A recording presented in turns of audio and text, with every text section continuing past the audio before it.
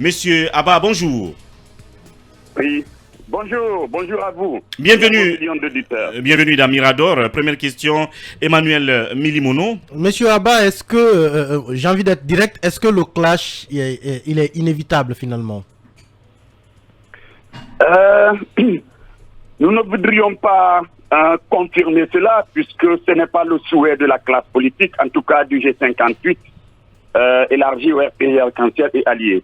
Et nous avions, à travers cette déclaration, en fait, faire un appel ultime, n'est-ce pas, à la raison, à la responsabilité, au CNRD, surtout à son président Mamadi Doumbouya, de revoir leurs copies et de considérer que, bon, notre pays, la Guinée, nous sommes tous des frères et il faut absolument que rapidement nous soyons autour de la table pour parler de la transition, notamment de son chronogramme et des activités majeures qui sont en train d'être déroulées sur le terrain. Bien. Alors on note, en tout cas, il faut préciser que c'est la première réunion que vous tenez après, en tout cas, G58, RPG Arc-en-Ciel et Alliés, c'est la première réunion que vous tenez après l'interdiction des manifestations par le CNRD. Et là, dans cette déclaration, on sent que vous vous en prenez, entre griffes, à la personne du colonel que vous accusez d'autoritarisme. Effectivement, il est de la responsabilité des partis politiques, de la société civile, de prendre leurs responsabilités, en tout cas d'en appeler à la responsabilité des uns et des autres. Quand la démocratie est bâillonnée à travers, n'est-ce pas, l'interdiction des manifestations, et quand la Guinée, notre Guinée commune, est en danger, puisque les différents actes posés, l'analyse de la situation sociopolitique que nous avions en fait hier, et nous amène à conclure que notre pays est en danger, et donc c'est la sous-région qui est en danger, et il est tout à fait normal que quelles que soient nos couleurs politiques, quelles que soient nos appartenances religieuses ou nos appartenances communautaires, qu'on parle d'une même voix, et naturellement qu'on dénonce ce que nous appelons effectivement l'autoritarisme.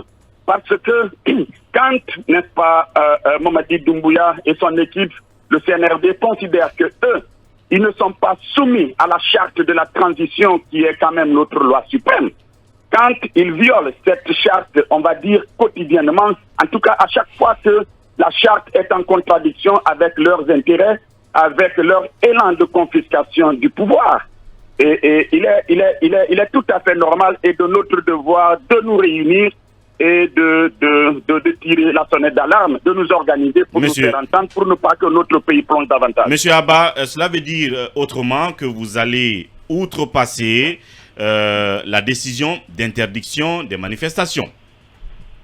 Nous n'allons pas outrepasser Mamadi Doumbouya et son équipe. Nous savons qu'ils ont des armes, mais nous avons les lois. Nous n'allons pas outrepasser ce qu'ils disent, mais nous allons respecter les lois guinéennes, nous allons respecter les lois en supranationales. En faisant quoi concrètement?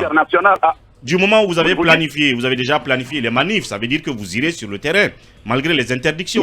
Nous avons planifié effectivement de nous organiser par la mise en place d'une commission qui va réfléchir sur les stratégies, n'est-ce pas, à mettre en place pour que nous puissions en tout cas user de tous les droits que nous confèrent nos lois nationales et nos lois supranationales. C'est ce que nous sommes en train de faire. Maintenant, si Mamadi Doumbouya et son équipe pensent que eux, ils ne sont pas, ils sont au-dessus de la loi. Nous sommes politiques et nous pensons que non, que la loi, nous sommes dans une république et non dans une monarchie. La loi s'applique à tout le monde dans une république. C'est ce que nos pères fondateurs de la Guinée ont choisi, la république et non la monarchie. Donc nous pensons que les manifestations sont des droits, on va dire, inaliénables. Et c'est ce que nous voulons exercer dans les jours et les semaines à venir, si notre appel ultime n'est pas entendu. Monsieur Abba, peut-être, soit dit en passant, il y a ce passage dans votre déclaration, vous dites, donc le G58 RPG Arc-en-Ciel et Alliés estime qu'il n'y a pas d'alternative à cet appel au dialogue de la classe politique. C'est-à-dire que pour vous, il n'y a pas d'alternative au dialogue, mais pour autant, vous menacez de manifester alors que les manifestations sont problématiques dans ce pays, monsieur Abba. Écoutez, la santé d'une démocratie se détermine par la qualité du dialogue entre les différentes composantes de la nation, surtout entre la classe politique, la société civile, et surtout pendant des périodes d'anomalie comme celle que nous vivons, comme celle que nous vivons aujourd'hui. Maintenant, effectivement,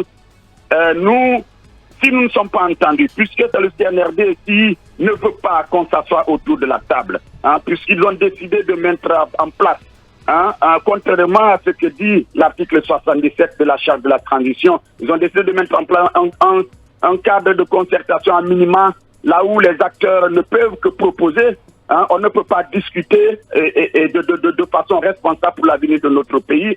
Et si nous manifestons ce qui va arriver, tout cela sera de leur responsabilité parce qu'ils auront précipité la Guinée, n'est-ce pas, dans les manifestations, ils auront précipité la Guinée dans, on va dire, dans une sorte de désordre. Mais ce que je sais, c'est que les manifestations sont un droit constitutionnel, les manifestations sont autorisées par toutes les lois dans le monde et que c'est de la responsabilité de nos gouvernants de s'assurer que les manifestations se passent, n'est-ce pas, dans un climat de concorde, dans un climat de paix et de façon pacifique. Mohamed Kaba. Alors, monsieur Abba, à vous entendre parler, est-ce qu'aujourd'hui, vous regrettez d'avoir salué le coup d'État? Ça, c'est la première question. Et l'autre question, est-ce que le RPG Arc-en-Ciel a la même préoccupation que tous les autres, que les autres partis du G58? Parce que d'aucuns nous apprennent que le RPG aurait d'autres préoccupations, c'est celle de la libération par exemple de leur mentor. Est-ce que c'est la même préoccupation que vous partagez avec le RPG au sein du G58? Et est-ce que vous regrettez vraiment d'avoir soutenu le coup d'État? Non, moi je ne pense pas que nous regrettons, en tout cas pour ma part, je ne regrette pas d'avoir salué, acclamé le président de la transition, Mamadi Doumbouya et son équipe, d'avoir sorti la Guinée, n'est-ce pas, dans un système extrêmement totalitaire, dans un système d'enrichissement illicite, dans un système de corruption, où tout ce qui est mauvaise gouvernance était érigé en pratique de l'État, du sommet de l'État, jusqu'au niveau des agents jusqu'au niveau des agents publics. Maintenant, et en tout cas, j'étais autour de la table hier. Ce n'était pas d'ailleurs la première fois que nous nous rencontrions avec le RPG, avec secteur responsable du RPG Arc-en-Ciel.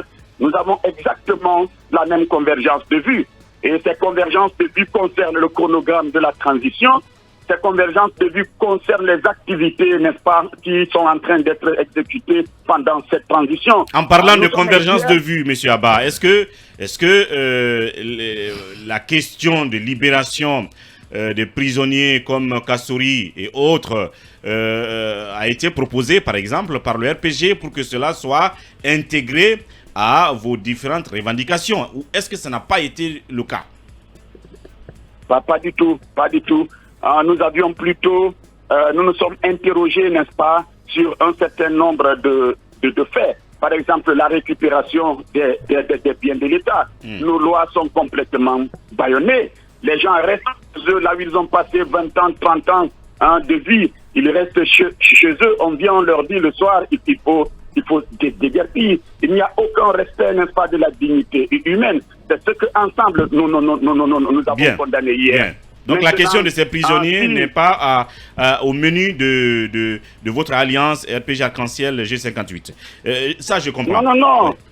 Écoutez, dans le programme de société de toutes les formations politiques, il y a la lutte contre la corruption.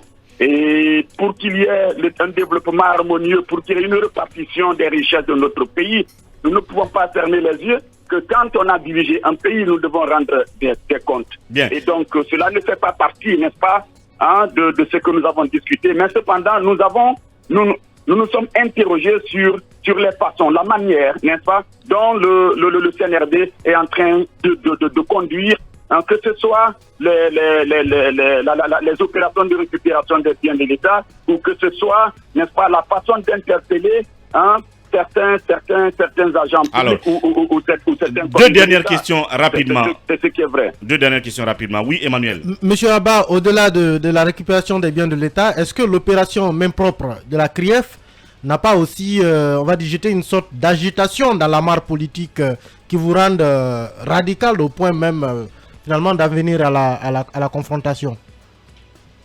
Non, je ne pense pas. Je ne pense pas que cela fasse un parti, même si il faut s'interroger sur certaines pratiques. Il faut tirer la sonnette d'alarme pour ne pas que le CNRB utilise, n'est-ce pas, la justice pour, n'est-ce pas, faire des règlements de compte. Oui, Lincoln pour enchaîner. Est-ce que les différentes composantes de G58 font confiance au RPG Arc-en-Ciel? On apprenait que ça respectait dans les couloirs par rapport à l'avenue du RPG. Nous sommes des formations politiques, nous ne sommes pas la justice. Maintenant, nous savons que beaucoup de dignitaires du RPG Arc-en-Ciel ont géré le pays. Il est tout à fait normal qu'ils répondent, n'est-ce pas, de leur responsabilité. Bien. Maintenant, nous ne pouvons pas nous mettre à la place de la justice, dire qu'ils sont coupables ou ils ne sont pas coupables. Bien. Nous avons invité la justice à faire la lumière Bien. sur les crimes économiques et sur les crimes de sang. Bien. C'est cela notre position et la position du G50. Voilà, Nous monsieur. passons à respecter les lois, nos lois nationales et supranationales. Monsieur Francis Abba, président de l'UGDD, et je rappelle que vous avez donc fait le compte-rendu de cette réunion d'hier. Et toute dernière question, vous avez tantôt dit que vous alliez user de toutes les voies légales. Est-ce que cela va commencer dans un premier temps par la saisine peut-être d'une juridiction, fût-elle la Cour suprême, pour peut-être attaquer la décision d'interdiction, puis après passer aux manifs si vous n'avez pas une réponse favorable? La ville morte d'abord. Comment est-ce que vous allez procéder? Ou est-ce que vous passez directement aux manifs? La commission que nous avons mis en place, n'est-ce pas, cela fait partie de leur mission, c'est de trouver, n'est-ce pas, toutes les stratégies permettant, nous permettant de nous faire entendre. Nous l'avons fait sous Alpha Condé, lorsque le ministre, n'est-ce pas, de l'administration du territoire d'alors avait pris un communiqué interdisant les manifestations.